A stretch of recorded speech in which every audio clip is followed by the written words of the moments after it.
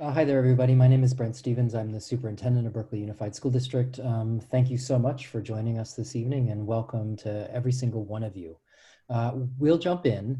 We're glad to have every one of you with us for the next 90 minutes as we have a discussion about the coming school year. I'm going to share my screen so that you're able to see a presentation while you're also viewing the panelists for this evening.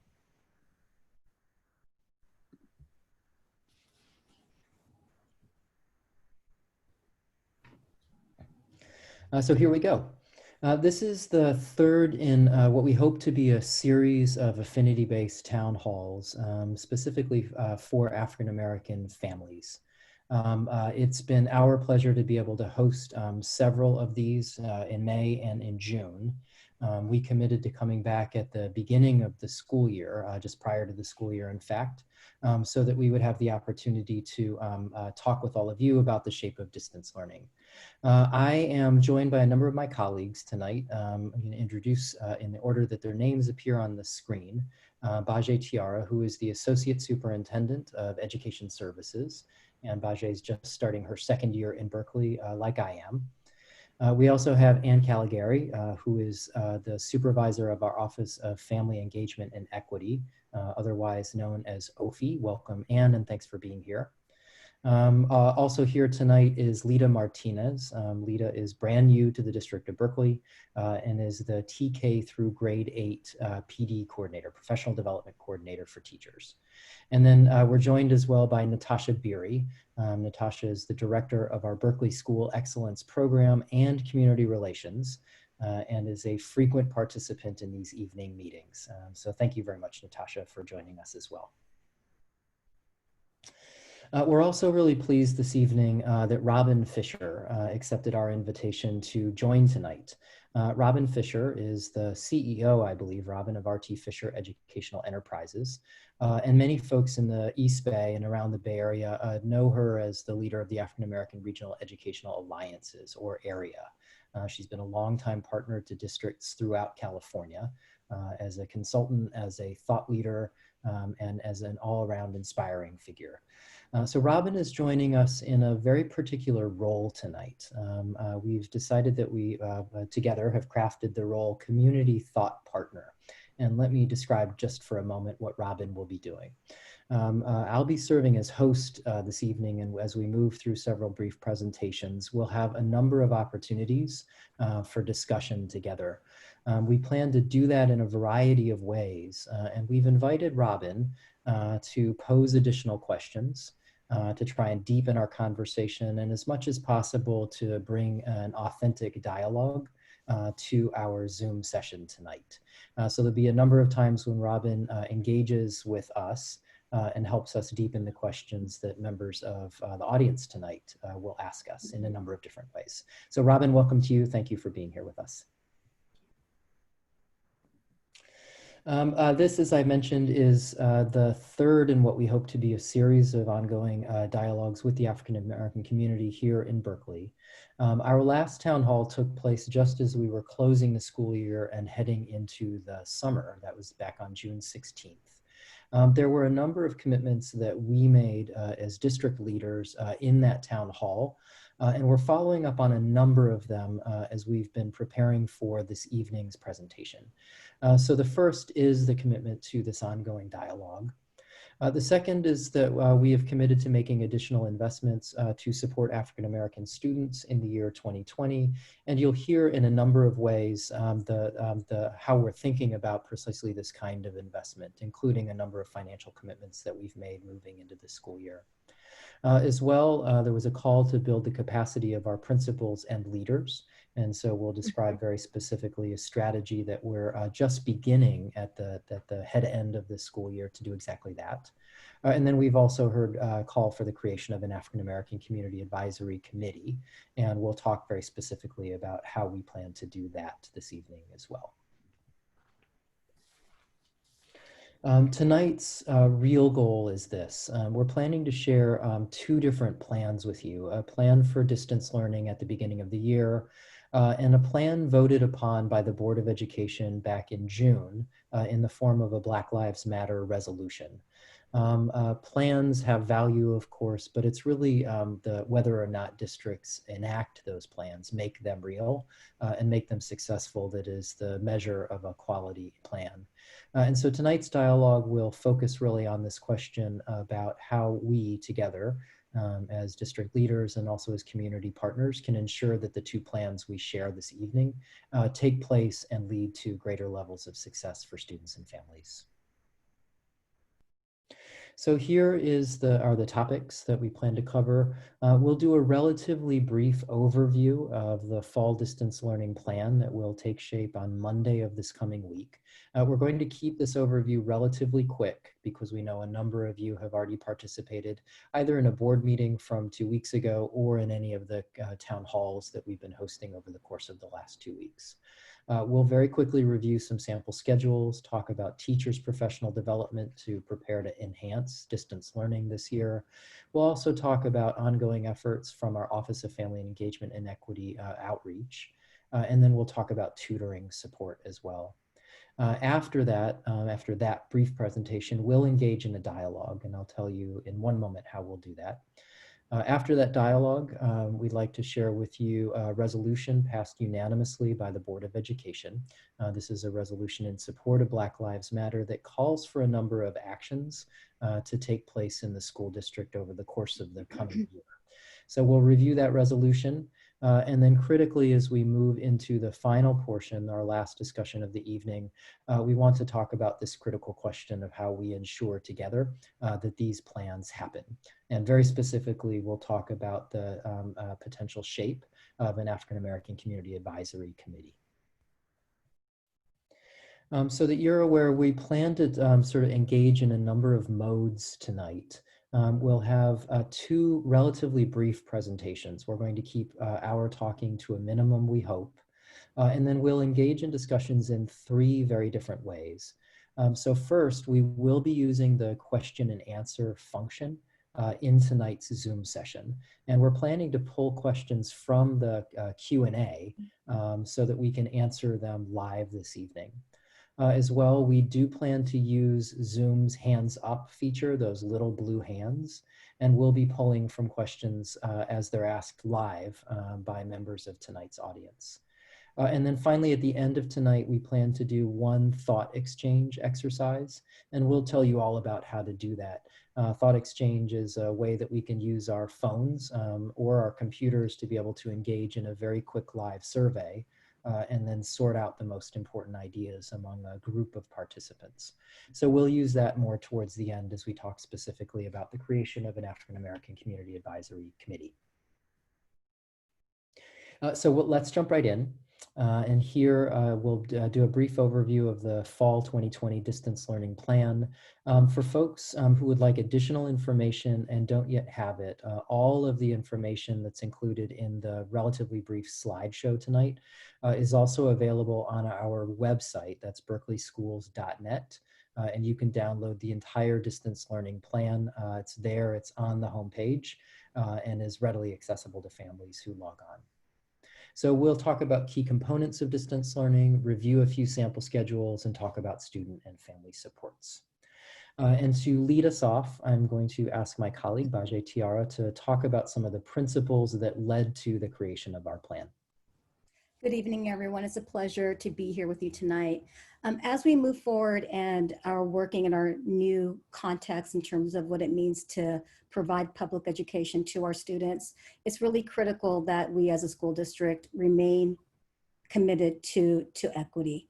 And equity is at the center of all the decisions that we make. The COVID-19 pandemic has disrupted everyone's lives, but for many of our students, we know that the impact has been particularly severe. The opportunity gap has widened for students with the greatest challenges and the fewest resources. So some of our design principles and our guiding principles as we continue in redefining what public education looks like in our new model is ensuring that equity is at the center of engaging instruction and extracurriculars, resources for families, how we think about access to technology, individual supports, and the health and wellness of our families and students. Slide, please. A key design principle for elementary students is one thing that we do know for certain, that this school year is going to open unlike any other before, and it's going to continue to unfold and provide challenges and create anxieties for families. What a design principle that was very near and dear to our heart was creating flexibility for our elementary school students, our youngest students, and also creating an opportunities for families to get to know their school principals and teachers. So for the first 2 weeks of school, which is August 17th through the 28th, we are holding what we'll call family meetings. During the first 2 weeks of the school year, teachers will conduct meetings with families and students in order to meet children in person or on campus and outdoors or online. This is an opportunity for you to discuss your unique circumstances and supports that you may need for your child. We've also, as a superintendent, will talk about built-in flexibility. We know that Zoom fatigue is very real. Also, for the first 2 weeks, the first thing in the morning, all of your children will meet in a virtual classroom with all of their home classroom students for that day. Students will receive independent work and assessment to return to their teacher, and we will provide how-to videos for families on the most widely used learning applications. And for our TK-12, that's a platform which some of you may be familiar with, a Seesaw, and for grades 3 to 12, it will be Google Classroom. And our elementary school campuses will also be open to pick up materials, Chromebooks, and complete assessments as needed. Slide, please. Thank you very much. I think I'm going to take it from here. What we plan to do is just share very quickly three schedules. One that happens to be grades 2 and 3, but our kindergarten schedule is available online, as is the grade 4-5 schedule. They look a lot alike. They really differ only in the amount of Zoom time that our older students will be expected to participate as we move into the school year. So across all of our elementary schools, we've established a common start time. Every single classroom and every single school will start at 9 o'clock, and we'll begin with a live whole class meeting. This is an opportunity for elementary school teachers to introduce students to the learning for the day, to build community through virtual class circles, and to provide instruction so that students feel set up to complete their assignments.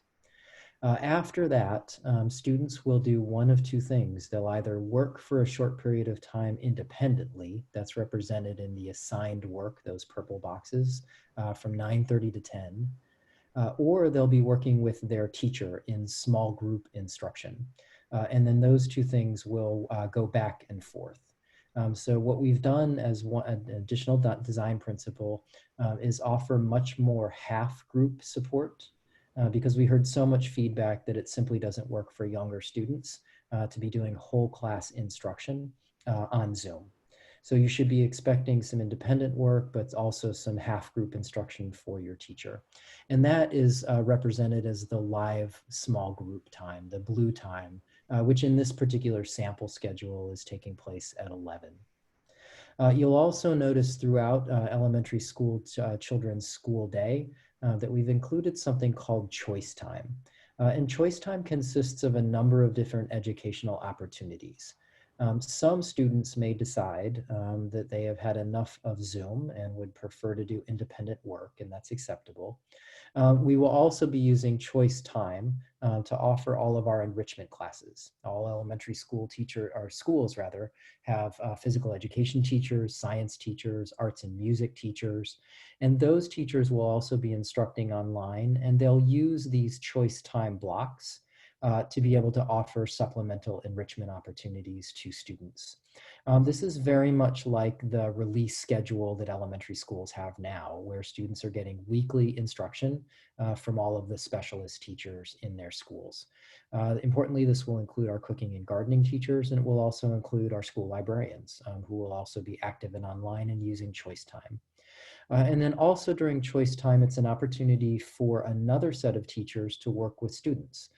This includes special education teachers, intervention teachers, and our English language development teachers.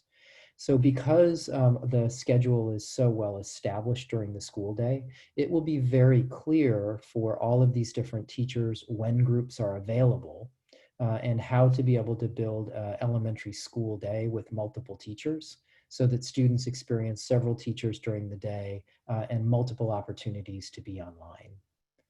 One thing that we should keep in mind here is that, let me see, right down at the bottom, we've also built in what we're calling extra help or choice time. And teachers will be working in the afternoon to pull small groups of students who may need an extra boost. And that's happening in the afternoon. And teachers will be working with families and their students to identify who's coming in for that extra bit of help. So during this, our classroom teachers are quite busy, our specialist teachers are busy, special education, RTI, and ELD teachers are busy creating this schedule. And families should know that they will be receiving an individualized schedule for their child. And that will take place during the family meetings so that you won't have to interpret a complicated schedule. You'll get something that says exactly how your students, how your children are interacting online every day of the week. Let's jump up to middle school. Things begin to change just a little bit as we move into the middle school level. We begin all of our middle schools, King, Willard, and Longfellow, at 9:15 in the morning with our period 1 class. So I'm up here, I'll use my cursor, and that's Monday at 9:15. And again, we've established a common start time for all of our middle schools. Period 1, 3, and 5 will take place on Mondays. Those will be live online via Zoom. And each period will last 1 hour. So students will have a 1 hour block of instruction followed by a 15-minute break, followed by another hour of instruction. And on Monday, they take 3 classes. On Tuesday, they take other 3 classes. They take their period 2, 4, and 6 classes. Wednesdays are a little bit different in that there will be more opportunity to complete assignments and projects, more independent time, but our teachers will be busy and they're actually calling together small groups of students for extra help on Wednesdays. You can think about Wednesday as extra help day. For students in middle school who take 0 period or O period and 7th period classes, this is most often students who are involved in sports or music. These classes are also signaled here in the green color. They start at either 8 o'clock or after school at 1:30. And then finally, twice per week, we have these classes in red, our advisory classes. And these are set up as opportunities to support students with organizational skills, to build community, to check in on challenges that may be occurring because of distance learning or anything else. An advisory will be attached either to period 1 or to period 2. The schools can choose. So essentially, whichever group of students they're in with either their period 1 or period 2 class, that's their advisory group. And this is something that we'll be working on across all of our schools as just another step to support our middle schoolers through this Zoom experience. If we jump over to high school, the schedule looks pretty similar. The single biggest change that we're making at the high school is that we are moving into something we're calling the 8-term system. So essentially, school years are already divided in half. We know those as semesters. And then semesters are divided in half, and we know those as quarters. And now we're dividing quarters in half, and we're calling those terms. So there's 8 terms in a year. And so during terms 1, 3, 5, and 7, students will take their periods 1, 3, and 5 classes. During terms 2, 4, 6, and 8, students will take their 2nd, 4th, and 6th period classes. And the reason we're doing this is several. First, we wanted to create a class load for our high school students that feels lighter, that only has them taking 3 classes at a time, not 6. And that's because generally the learning load in high school is heavier. We also then used the terms so that classes are spread out through the year. We didn't want students who are taking AP tests or IB tests or who may have special education services to only have classes for, let's say, a quarter at a time or a semester at a time. So this intersperses the learning across the entire period of the year. It will be a little bit confusing. Students I know got their schedules from the high school just today. They went out via Illuminate. I know that high school teachers and administrators will be helping students figure this out. And for families and students who are interested, we're hosting a town hall tomorrow night at 6 o'clock and that's specifically for high school students. So parents, you can listen in, but you're prohibited from participating. So now let's talk about the professional development that we've been working hard on over the course of the last several weeks to prepare our teachers for this much different version of distance learning. And for that, I'm going to ask Lita Martinez, the coordinator of transitional kindergarten through grade 8 professional development, to walk us through what teachers have been up to. Good evening. Yes, so this summer we actually had the opportunity to offer 2 weeks of voluntary professional development. And this included teachers, substitutes, and classified staff. And the focus was on preparing educators for distance learning. Many of the sessions allowed the staff and the participants to be able to collaborate and lesson plan. There was sessions around sharing of best practices. Many of our own teachers and colleagues facilitated sessions.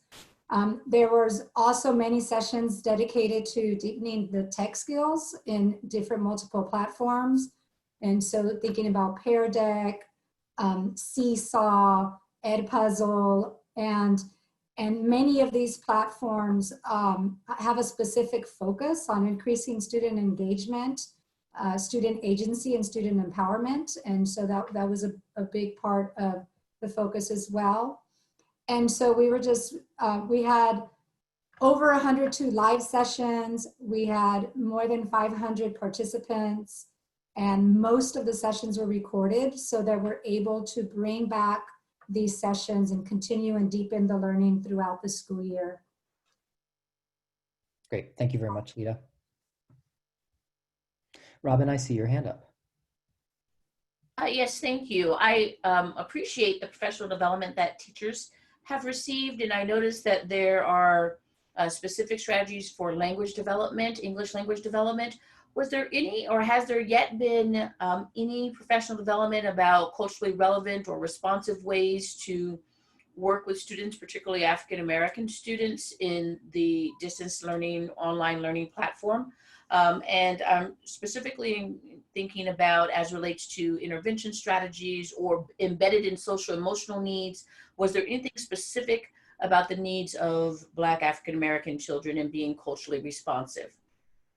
There were many sessions on culturally responsive teaching. There were sessions on student agency, digital citizenship.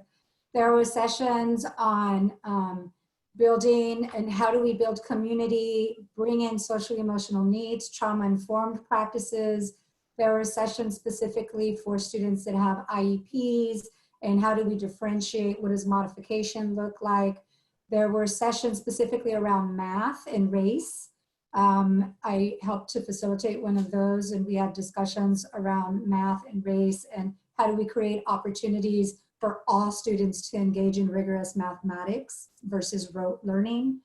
There were different platforms. There were sessions specifically geared even towards mindset, well-being, mental wellness, and things of that sort. Many were dedicated also to brain science and what happens when you're dealing with stress and trauma and flight or flight and all of those. So many of the sessions were dedicated to those specific. And I want to say, including the technology sessions were all around how do we engage all students and create agency through these different platforms that we have the opportunity to implement.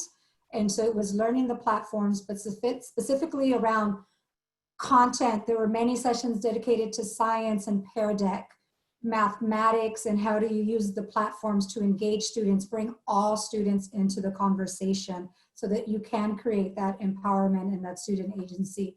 So many of the sessions were dedicated to those things. And do you imagine that there will be some follow-ups for professional development for teachers, especially as, again, they begin to work specifically around being culturally and linguistically relevant and responsive to the needs of Black African American children?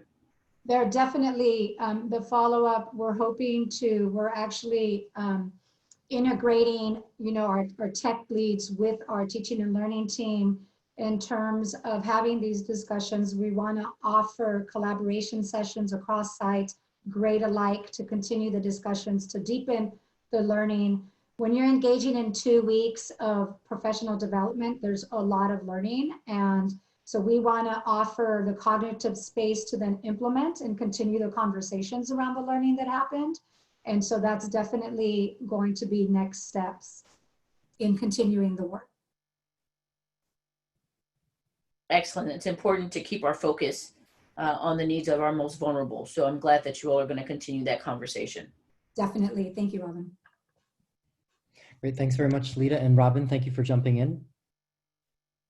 Let's now have a look at work related to family support. And for that, we'll turn to Ann Caligari, who is the supervisor of our Office of Family Engagement and Equity.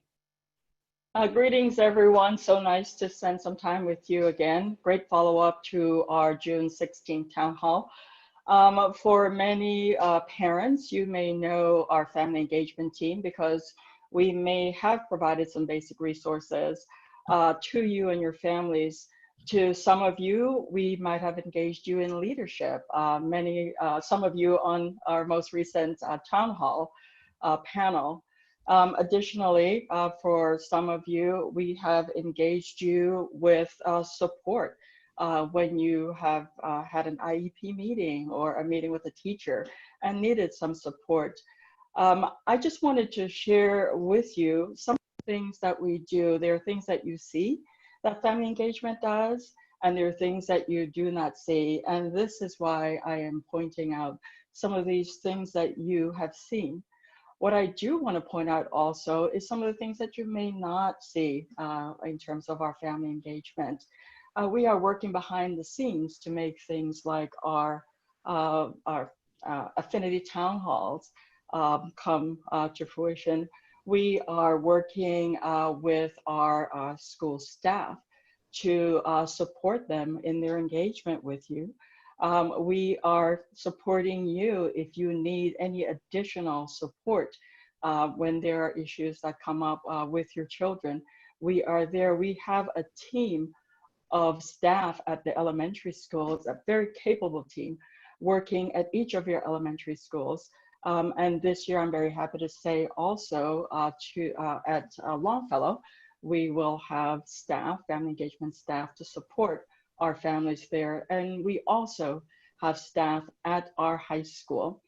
I wanted to just remind you that family engagement is a strategy, and our goal really is to empower our families and our staff to partner to promote equitable outcomes for our kids.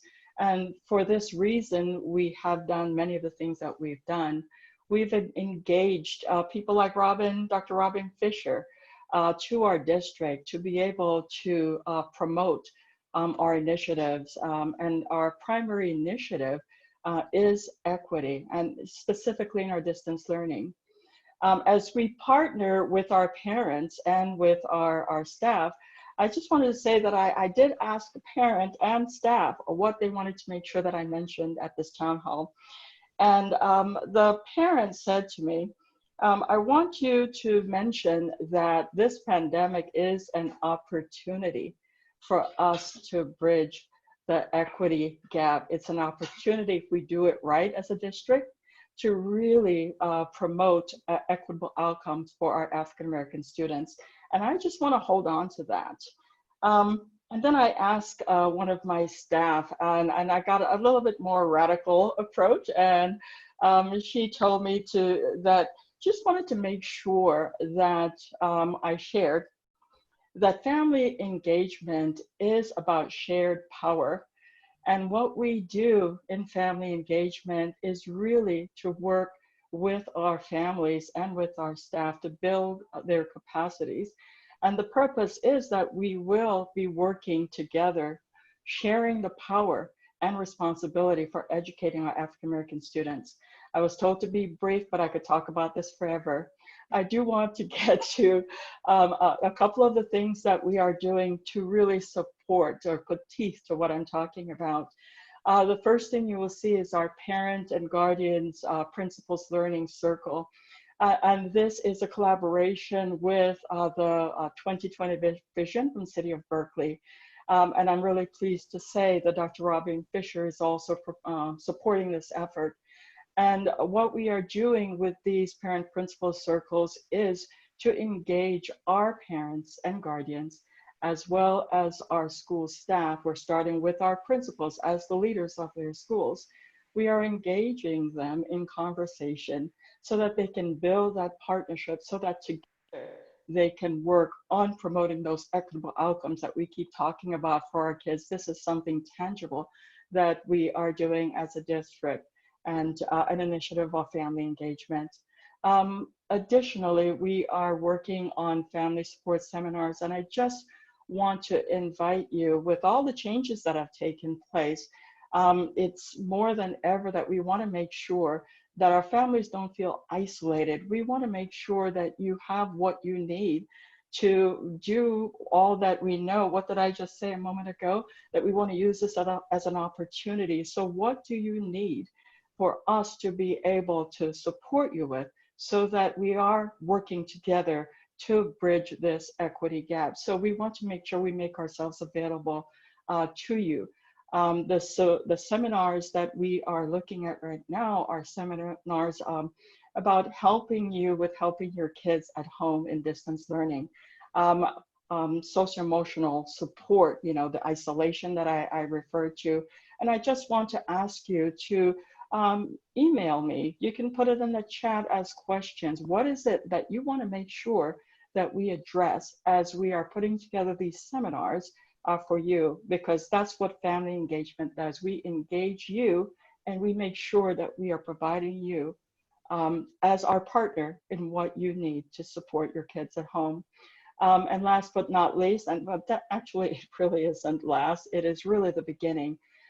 We are coordinating. There are so many resources, and you'll see a page coming up. There are so many resources, district and community resources, that we have made available to our families. There are many different names behind these resources. Our family engagement team is the conduit to bringing many of these resources to our district, and then also connecting those resources to you. And so I just want to make sure that you know that we are here as a resource. We are able to guide you to resources. The bigger picture of what we do is exactly what my radical staff said, is really, we want to make sure that the power is shared with our parents and guardians, and we want you to hold us accountable for that. And in addition, last but not least, I do want to ask you, do email me at ophi@berkeley.net.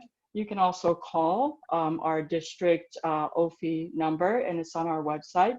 So I'm going to invite you now to make sure that you keep your eyes on our district website, berkeley.net, because there are many updates that are taking place there. And whenever you see a message from OFI or from me and Kelly Gary, please open it, because more than likely it's important information specifically for you. So I think that's all, and I'm open to questions when that time comes. And that is on its way. Thank you, Anne, very much. We appreciate it. Just a little bit more information, and then we do want to pause and engage you all in some dialogue. So over the summer, the Board of Education voted to create what we're calling a COVID-19 Equity Fund. We knew from very close observation last quarter that some of our students were not as engaged as we want them to be. Some students had issues related to technology. Some of the sort of teaching styles were getting in the way. And for some of our students, it was the difficulties associated with COVID and its impact on our communities that was getting in the way of their ability to learn. So this fund is now set up, and now that we have our distance learning plan published just 1 week ago, we're beginning to organize this fund to be able to support students. So we're already in conversation with the City of Berkeley's Vision 2020 to be able to collaborate with their set of organizations to provide additional support. As well, we are actively seeking out partners to be able to support us in providing culturally relevant tutoring and tutoring and enrichment and mentoring experiences that are specific to African American students. And as well, we're looking to deepen partnership with organizations that will provide enrichment that is as well culturally relevant and specific to African American students and families. So we are plan to do quick work on this so that we can make more readily available these resources as we begin the school year. And then finally, as Ann Caligari mentioned, there are a number of resources available to families, each of which serve a particular need. At the center of the screen is represented the Ed Hub. Ed Hub is something that takes place in collaboration between the district and the Berkeley Schools Fund. It is open 3 days per week. You can see the hours listed there. And it's a time when anybody in the community can drop by the Berkeley Adult School. And always available are Chromebooks for students. We have chargers there as well. You can replace a Chromebook that's not working. We also have a whole range of educational materials that you can take home, paper, pens, all kinds of things. And as well, we're making meals available to families through EdHub. For families who are also seeking meals from our nutrition services department, you can see the hours of operation that we will begin very shortly, Monday, Wednesday, and Friday. We're shifting over to an earlier morning window from 7 a.m. to 10 a.m. And that's in response to feedback we were getting from families. And just like last year, families can stop by and they'll be able to pick up multiple meals and multiple days of meals, all in one pickup. If you and your family are in need of a Chromebook, over on the right-hand side of the screen are 2 emails, either one of which will give you access to the folks who can be sure that your family can pick up a Chromebook. Again, you can go to the EdHub, but you can also email.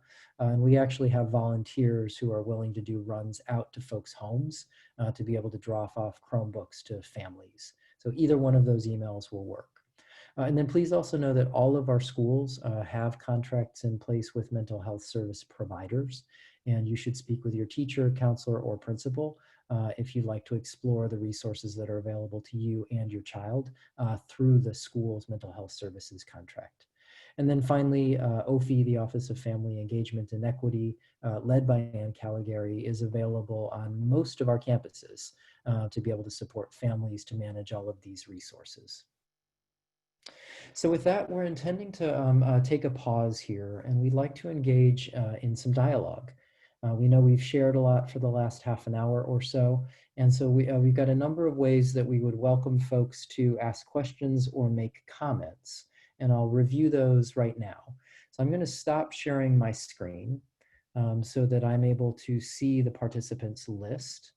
And for folks who are listening in right now who would like to ask a question or make a comment, you are very welcome to use the raise your hand feature in Zoom. And to find that, all you need to do is click on your own participants icon that's down at the bottom of the screen.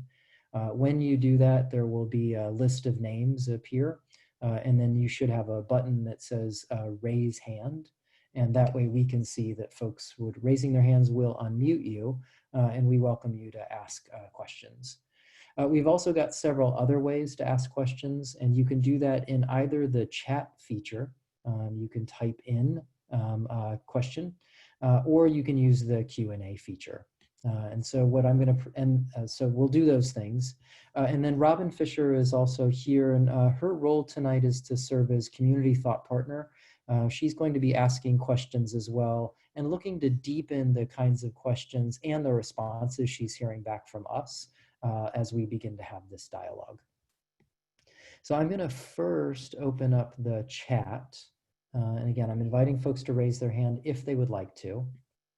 And I'm going to pick out a question.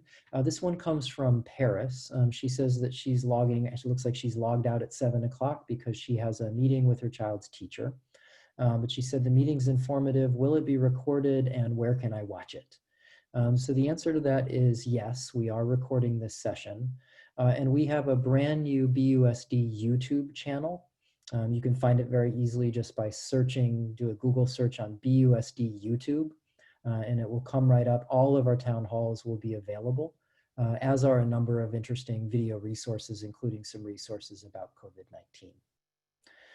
Sophina Jones, I see you on the chat. Hi to you, Sophina. It's nice to see your name. She's saying, I guess there's no music in elementary school this year, unhappy face. So Sophina, actually the opposite is true. So our music teachers will be teaching music, and they will be using the choice time part of the elementary school schedule to be able to offer music instruction to students. Right now that has to be virtual. We wish it could be in person, but music instruction will continue to take place, and we hope that you know that. Robin, let me check in with you and see if there's anything that you'd like to add. Otherwise, we can continue on with a couple questions. Oh, yes, with respect to the question about music classes and enrichment and choice, how do you ensure, the district ensure that African American children aren't overrepresented in extra help or intervention courses, but that they get an opportunity to participate in enrichment and their electives? Because we know sometimes when a child requires additional supports, they don't get the same access to music and art and some of the other electives and enrichments. So it's really important that they're able to participate. So how will you ensure that there's some balance with respect to both maybe some support, and again, support for students who need additional academic support, but those that also require advancement? How do we ensure that they get an opportunity to participate? This is a really great question, Robin, and a bit of a tough one too.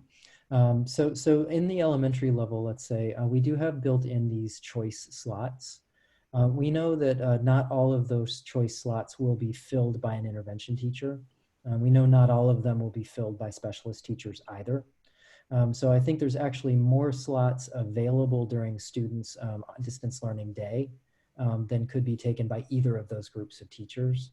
So I think the way that we've constructed the day is going to minimize those sort of tough conflicts, but I don't know entirely that it will eliminate them. And a little bit depends on the level of intervention support or special education support that a student is slotted to get. The more support from a special ed teacher, the more time that takes. So we do think the schedule is going to support that's avoiding a conflict.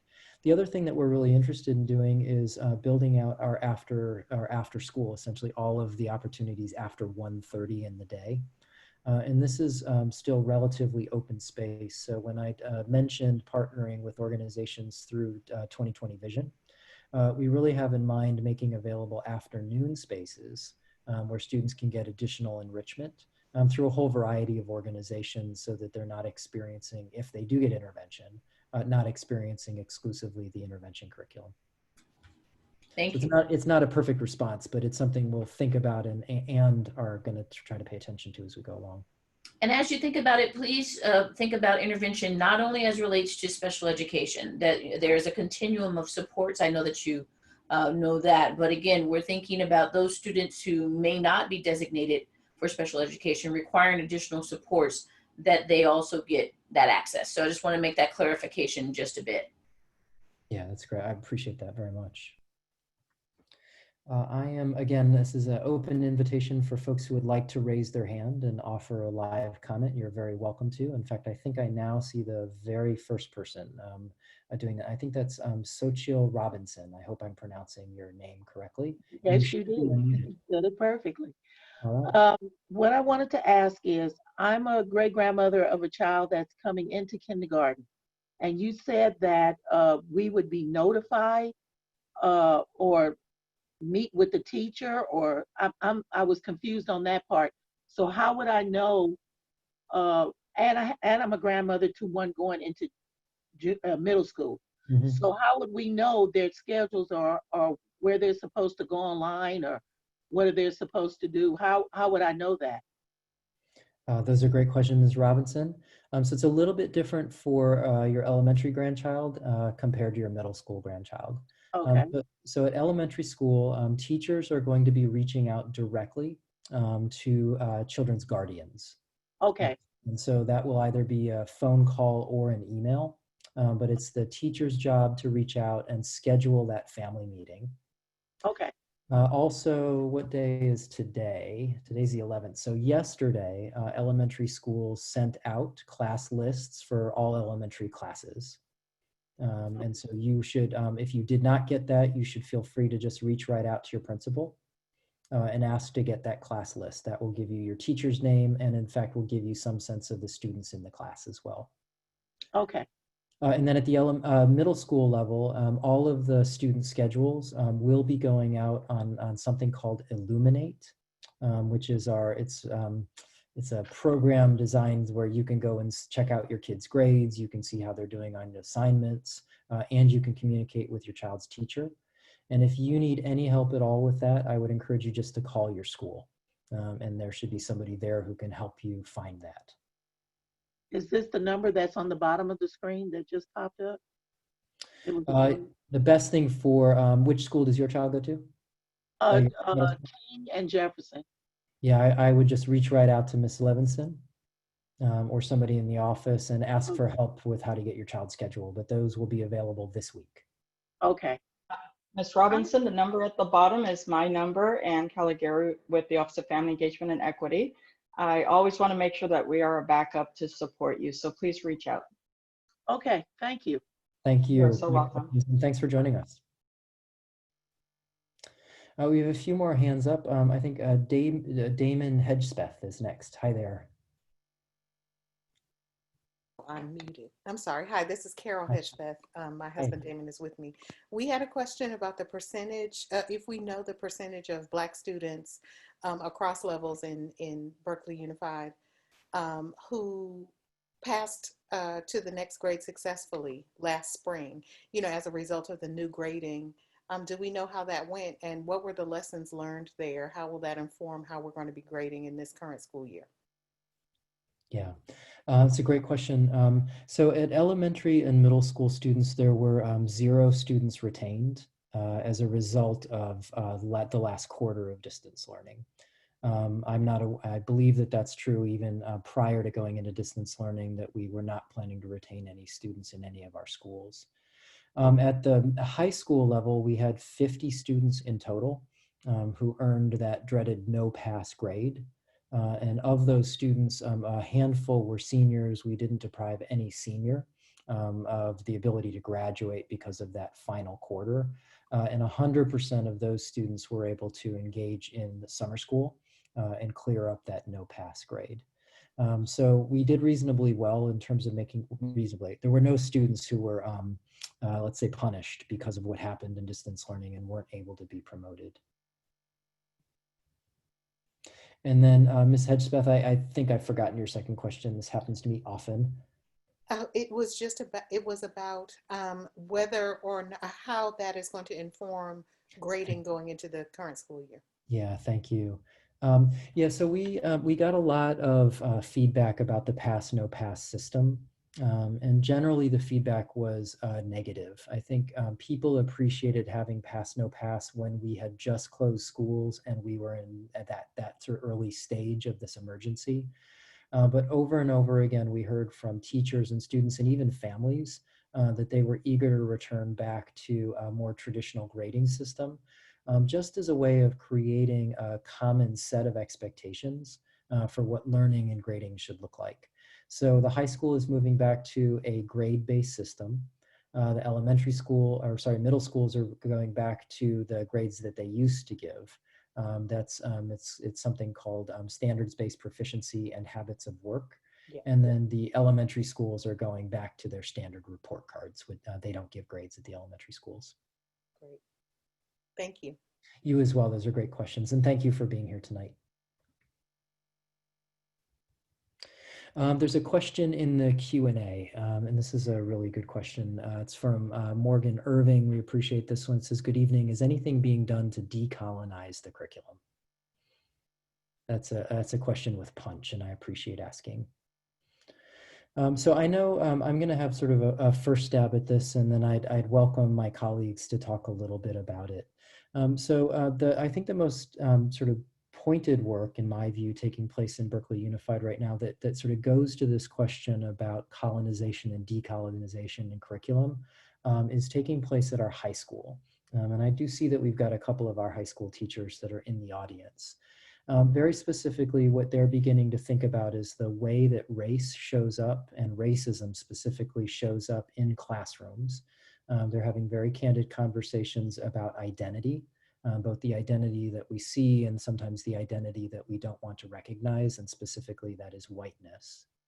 There have broken into affinity-based groups where teachers of color and white students white teachers are able to begin to talk in ways that are more candid and supportive of the role of race and racism and bias in classrooms. And then as I understand it, they're intending to begin to look through the curriculum, turning from this experience, to begin to look at the way that whiteness is centered in the books that we select, in the way that history is taught, in the way that mathematics is presented. What I'm looking forward to in this coming year is that our Ed Services team will begin the same comparable work at the middle and the elementary school level. And there are lots of sort of examples to draw from of school districts that are acting courageously, as well as other organizations that will lend a hand in thinking about how to decolonize the school curriculum. I'll pause there and welcome comment either from any of our panelists or from Robin Fisher, who is serving as our community thought partner in this discussion.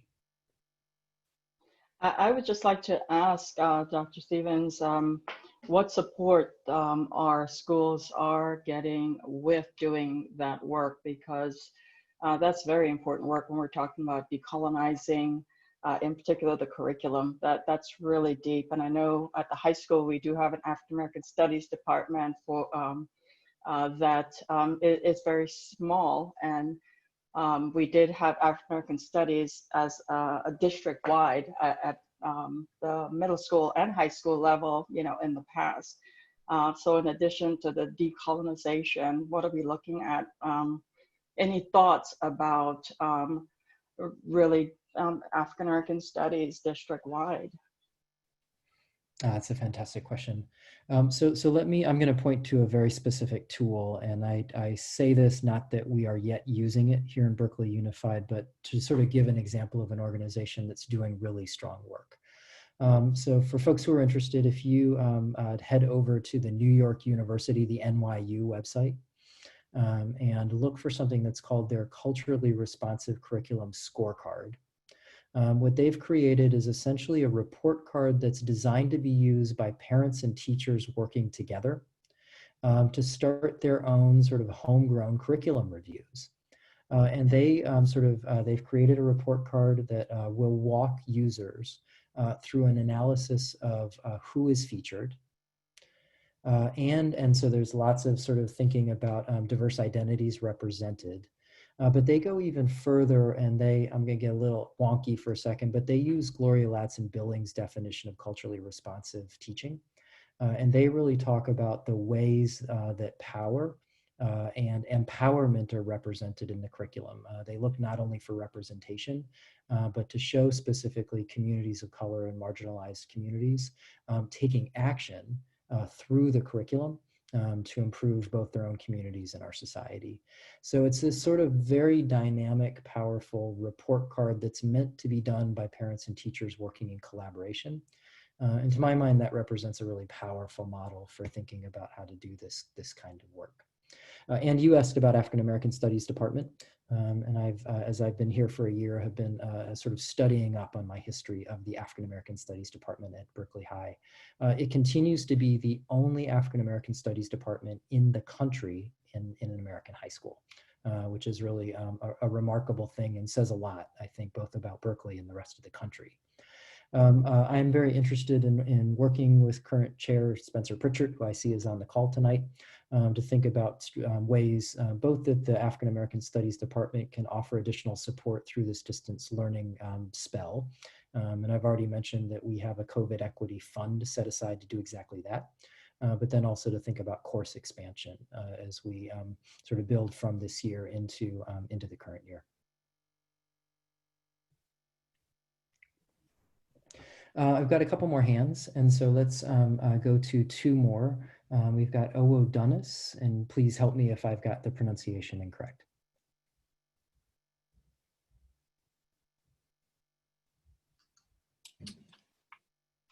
Need to unmute. Yeah, we can hear you. Hi there. Sorry, I didn't mean to. I accidentally raised my hand. I'm so sorry about that. Oh, well, now you have to talk in front of all 90 people. I'd rather not. I'm so sorry. That's no problem at all. Thank you for being with us tonight. We appreciate it. Let's go to our next hand, and that's Babaloa. Hi, good evening. Thank you. Good evening. Yes.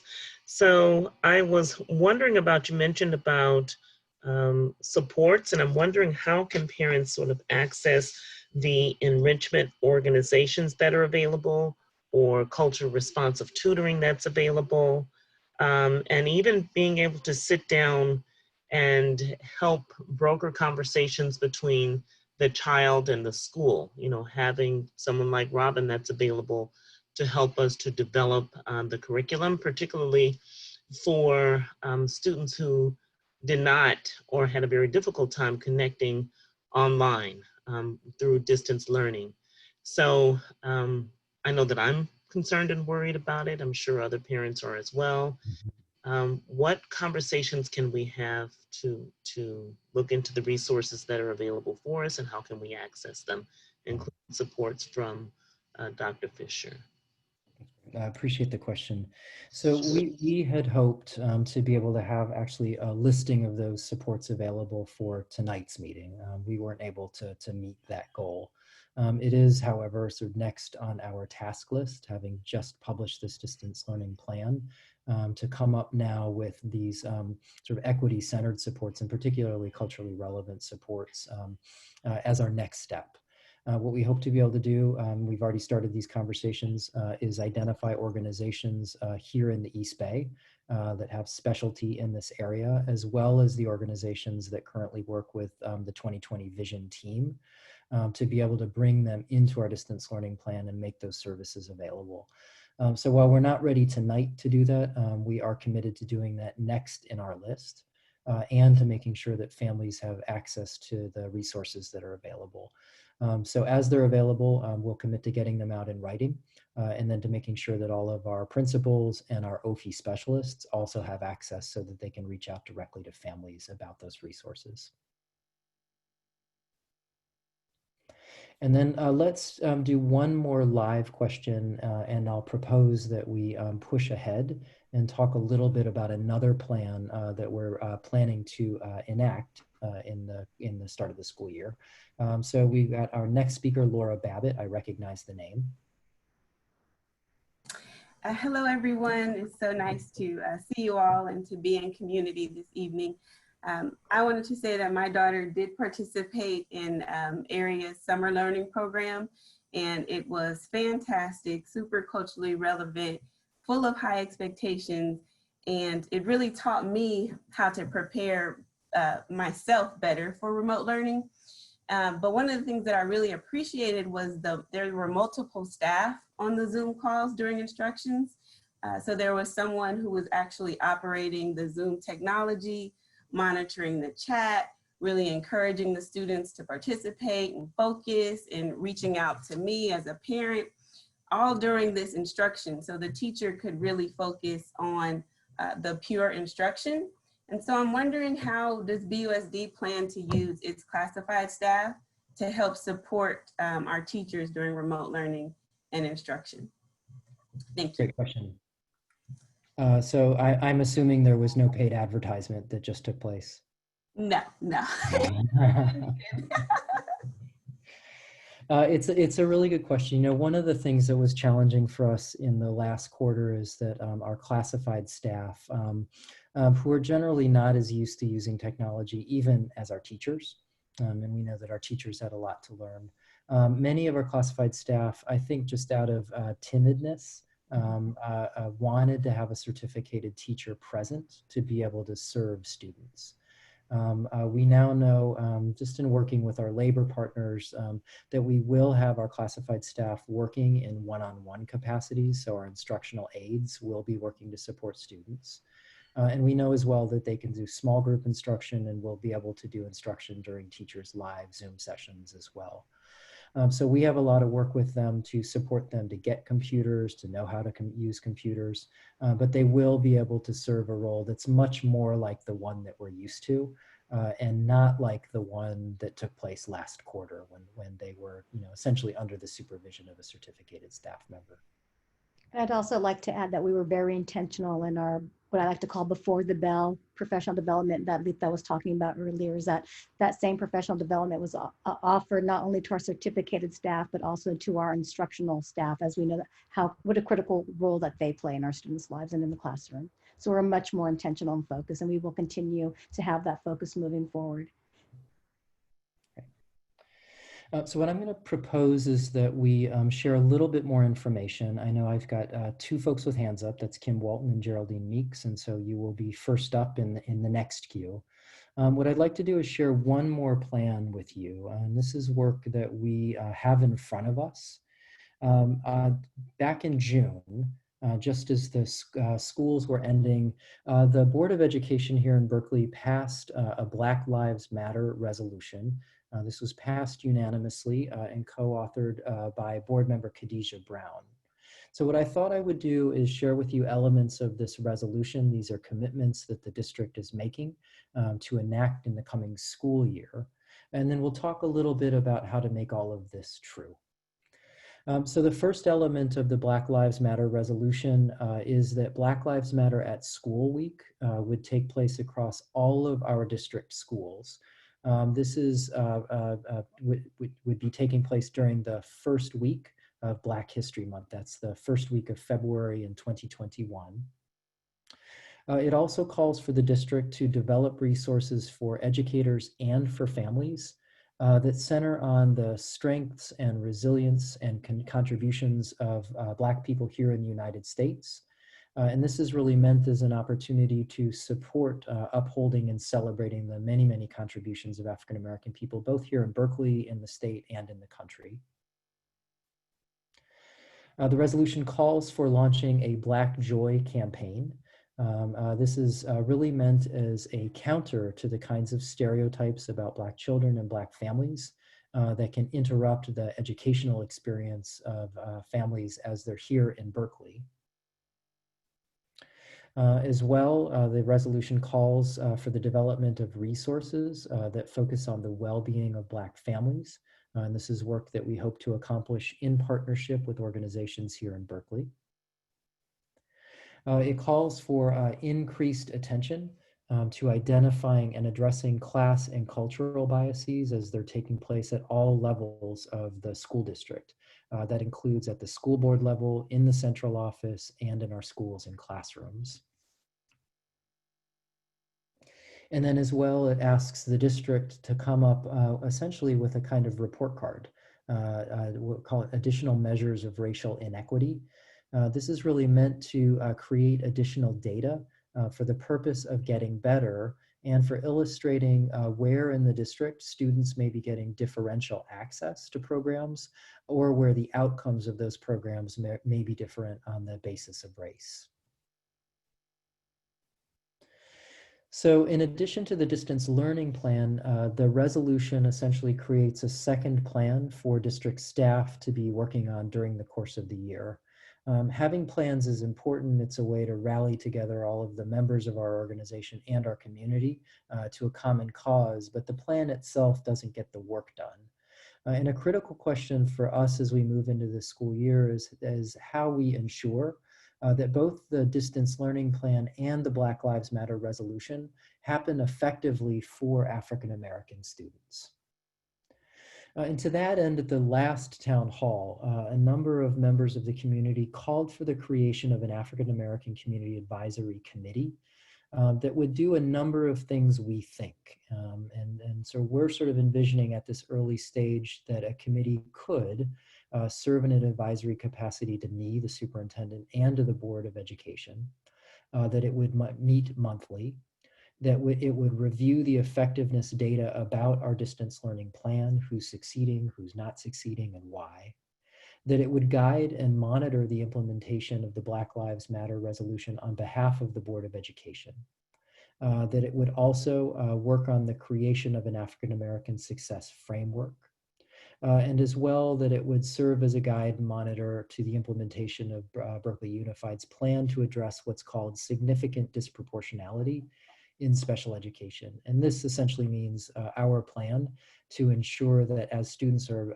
deemed eligible for special education, that that is happening in equitable ways. So what we hope to do as we sort of close in on 25 minutes left in our conversation is to engage you in this discussion about the best way to ensure that our plans are enacted with fidelity and have the outcomes that every one of us hopes we can achieve. To do this, we're planning on engaging every member of our audience through something called thought exchange. And there'll be a number of ways that you can get engaged, including through your cell phone. Or through your computer to be able to offer thoughts and then actually react to the thoughts of other Zoom participants as they're being as they're offered live on Thought Exchange. After we do the Thought Exchange, which will last about 10 minutes, we'll finish up tonight with a continued discussion, live discussion about the themes that we've been talking about. So to share how to do the thought exchange, I'm going to unshare my screen and invite Natasha Beery, who again is the Director of Community Relations, to share with us exactly how thought exchange works. Thank you, Superintendent Stevens, and good evening, everyone. I'm now sharing my screen, which should look very similar to what you just saw a moment ago from Superintendent Stevens. For those of you who've attended previous town halls, this may look familiar. If it doesn't, let me just walk you through how this works. And that is that you have the opportunity to join in this thought exchange by going to either this URL you see, tejoin.com, or by, if you have a cell phone in hand, you can hold it up to the screen, take a screenshot of the square QR code, it's called, on the left-hand side, and that is a quick way to navigate you to the website, where it will ask you just a quick question. You don't have to sign in or anything. You just need to identify how you're connected to USD, you know, whether you're a staff or a parent or a grandparent, for example. And then you begin by sharing your thoughts, your response to this question. How do we ensure the success of an African American Community Advisory Committee? And after you've shared a thought or two, then you can choose to start taking a look at the thoughts of others. And the thought exchange asks you to assign a number of stars, 0 to 5 stars. And that way, when we have a large group like this, we can together crowdsource what are the suggestions, ideas that are most of interest to the group as a whole. So I'm going to ask everyone to just go ahead and do that. And as soon as I see thoughts being shared, I'll start the clock. There'll be 4 minutes for everybody to share those thoughts and rate. If you do have any questions, Superintendent Stevens, when I am screen sharing, I'm unable to see chat. So if people drop questions into Q&A or chat, I'll need you or someone else to respond to this. I'll continue to have a look at how chat is going. Great, thank you. And just once again, in order to use that sort of strange looking square on your screen, you just need to open up your camera's, your cell phone's camera. And as soon as your camera sees that code, it will shoot you off to the survey. Mm-hmm. And some people, if you're on a laptop, prefer to do it by going to tejoin.com, just because sometimes it's easier to type in those thoughts. Either way, you get there. I see people are headed right in, 23 people already on, 2 thoughts already shared. And I'm going to be quiet and let you do your thinking and your rating. Do try to rate at least 10 thoughts of others. That helps us really get a good picture overall.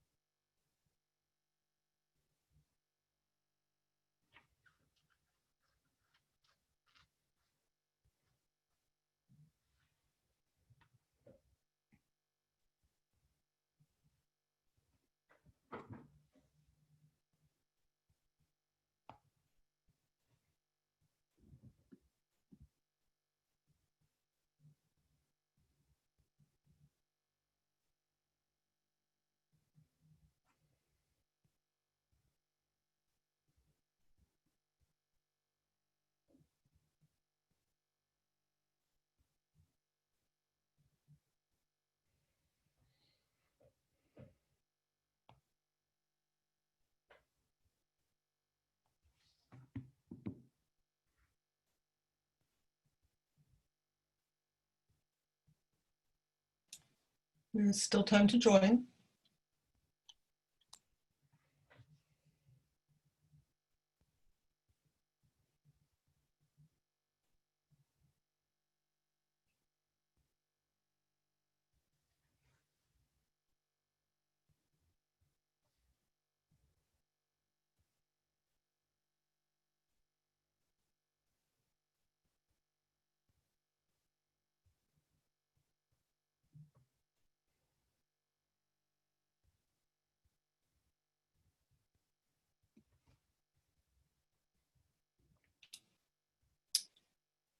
I'm just sharing a visualization of people and thoughts engaging with each other, but it's going to run for another minute and a half.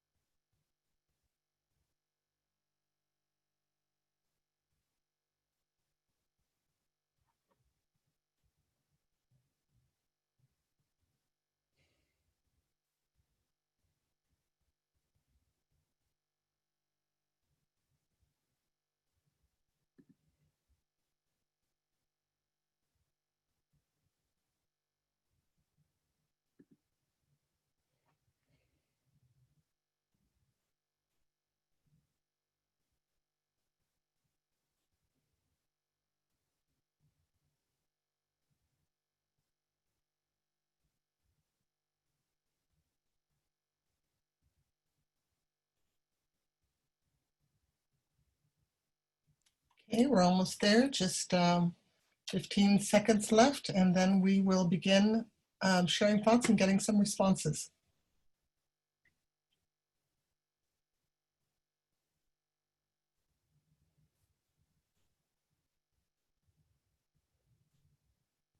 Great. 38 participants shared 42 thoughts and 540 interactions. And the top one is commit to retaining and hiring more, that one, things are dynamic, hiring more Black teachers and administrators. And there's a related thought that popped to the top that's very similar, making a commitment to hire, retain, and promote Black teachers and school leaders. This is a theme that we've heard over and over again. You know, there's a couple projects going on in Berkeley right now that I think have a lot of promise, but it's probably more on the recruitment side than it is on the hiring side. We've got particularly two networks of both teachers and leaders. One is a Teachers of Color network, the other a Leaders of Color network, that's intended to create an affinity-based space both for teachers and leaders to discuss what is often described by them as sort of an environment of isolation that they experience both with white colleagues and predominantly white families.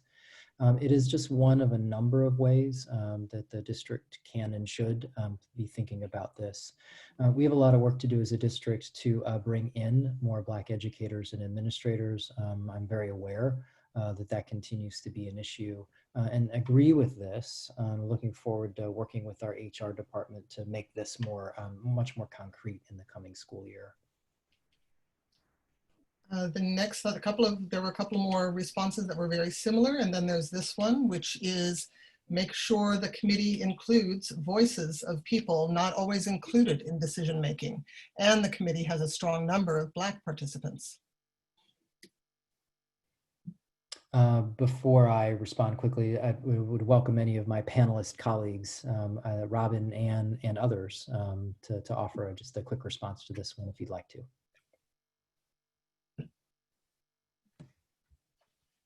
Well, I definitely think having had the opportunity to work with other districts as it relates to developing advisory committees that are focused specifically on the needs of Black African American students and their families, that a diverse group of representation from not only your school community, but also from the district representation from schools, and most importantly, the community are very important. And I would say the majority of the voices are of African descent, such that the needs are well represented would be very important, including all of the participants, youth, teachers, educators, caregivers, as well as those in the community that support large numbers of students, represent large numbers of African American students and their families.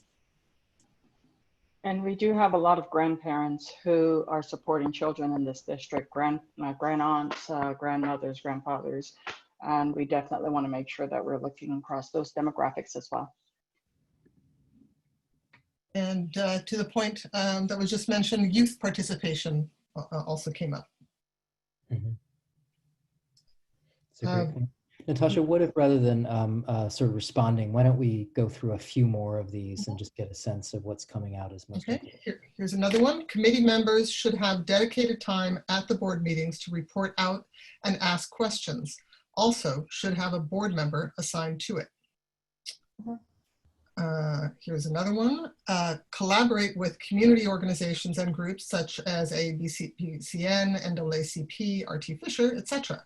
This helps with accountability and community support. Implement the recommendations. We often provide recommendations that sit on a shelf. Let's see. Wide pool of people and make the meeting hours for working people. Making sure has vote power in issues related to African Americans.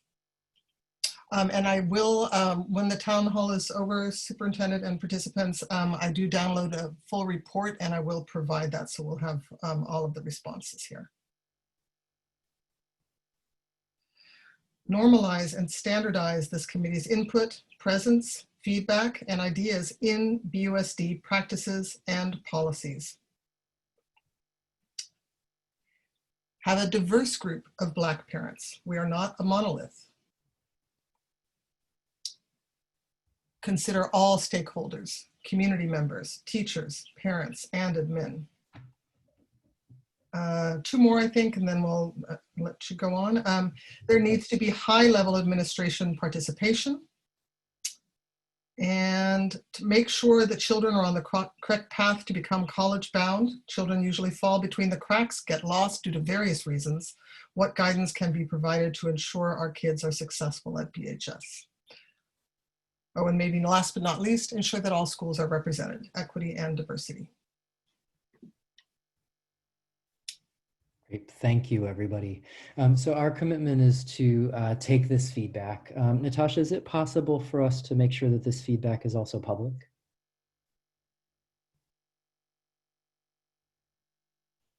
Oh, Natasha. Sorry, I muted myself. I'm such a good participant. Yes, yes, we can absolutely post this, no problem. We can put that on our news feed and I can have that ready tomorrow. That's great. And then we'll also be posting this town hall on our YouTube channel. Yes, yes. This one, sometimes they stream automatically. This one will need to be uploaded, so it'll probably be uploaded tomorrow morning. Thank you. Thank you very much, Natasha. And thanks everybody for your participation. Let's jump over to a couple of the live questions, and then we've got a couple questions in our Q&A in our final 10 minutes or so. So next we have Kim Walton. Hi there, Ms. Walton. Good evening, everybody. I have a question.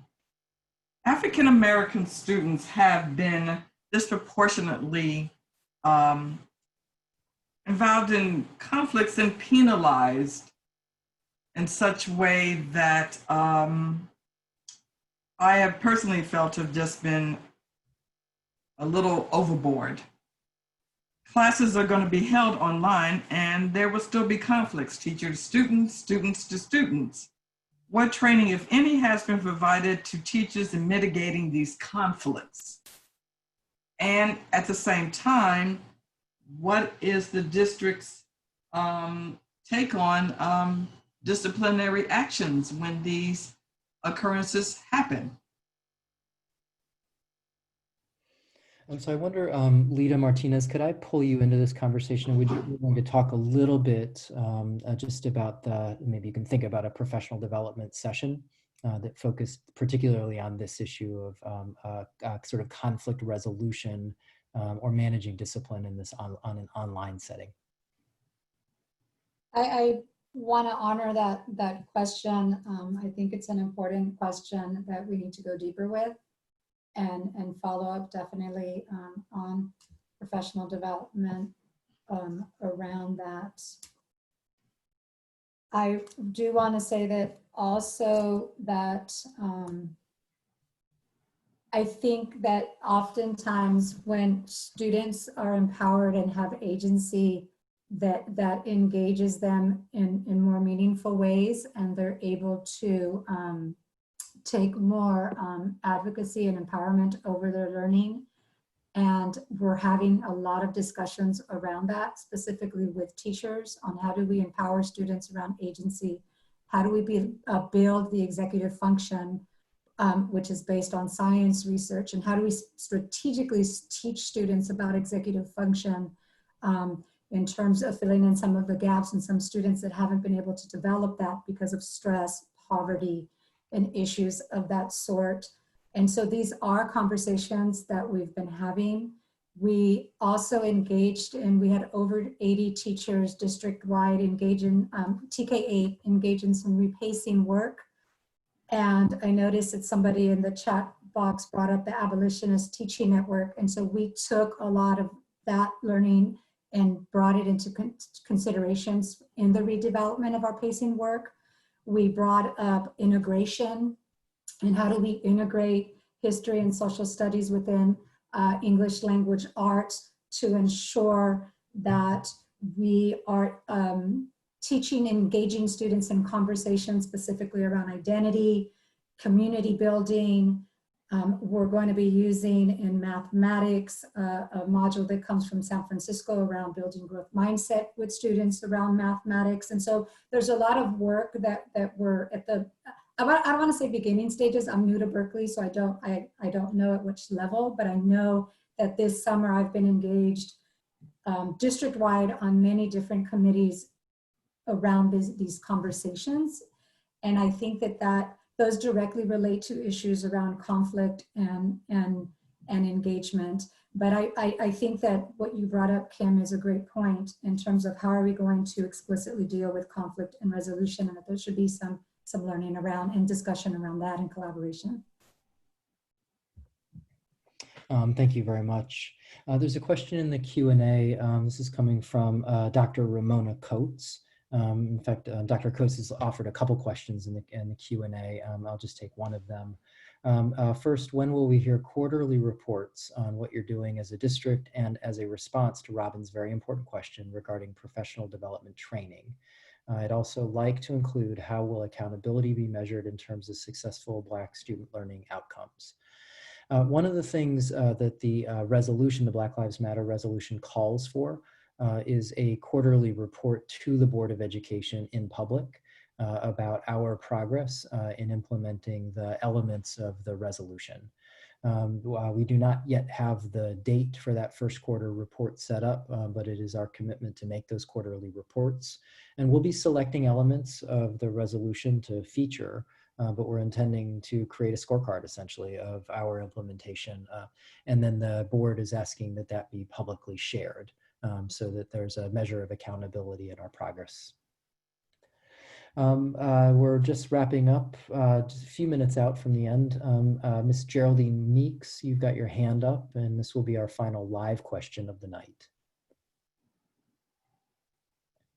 Yes, as a parent of an incoming African-American student, as a freshman at Berkeley High,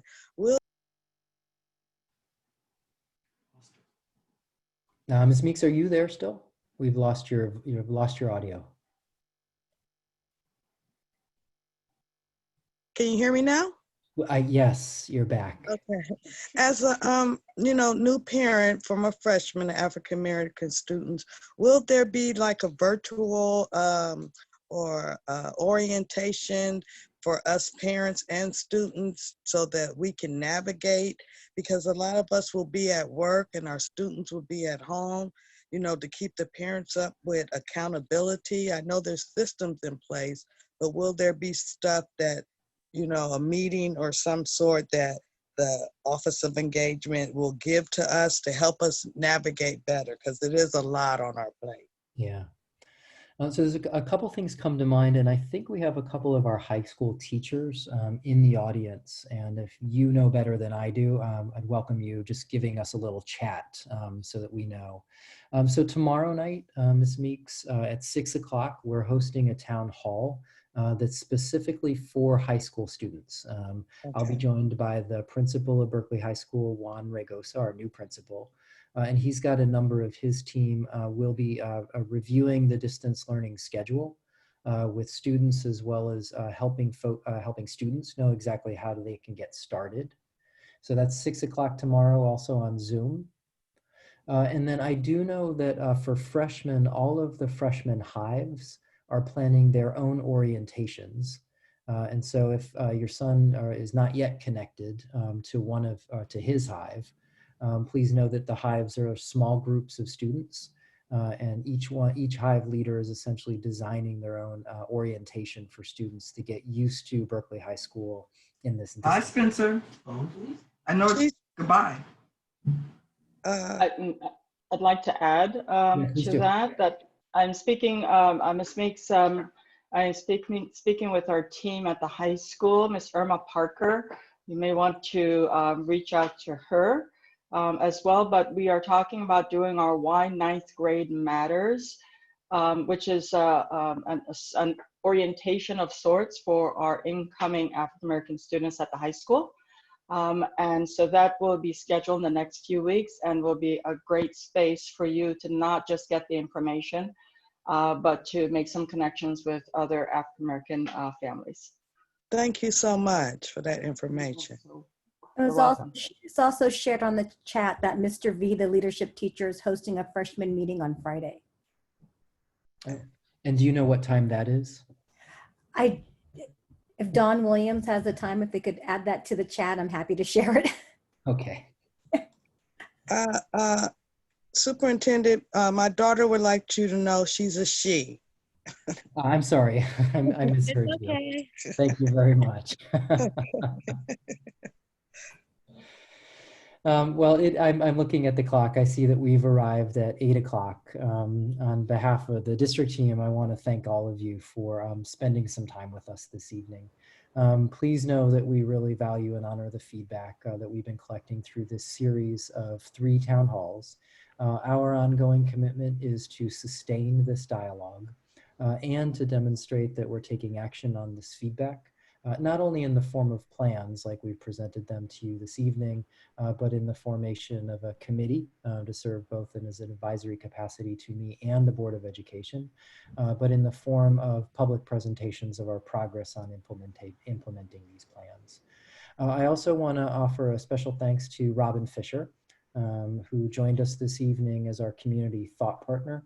We really appreciate your insights, your questions, and we're looking forward to many more conversations with you over the course of this year.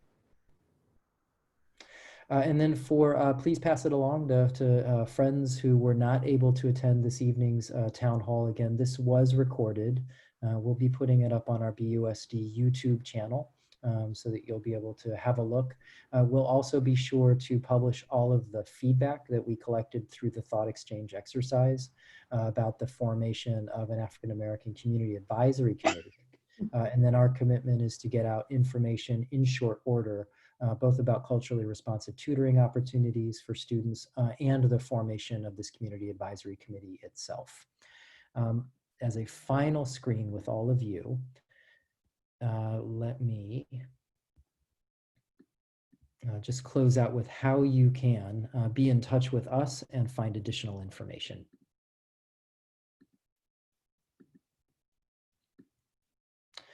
So there's lots of ways to get information about the district. That includes our berkeleyschools.net website. Our distance learning plan is there and available to you.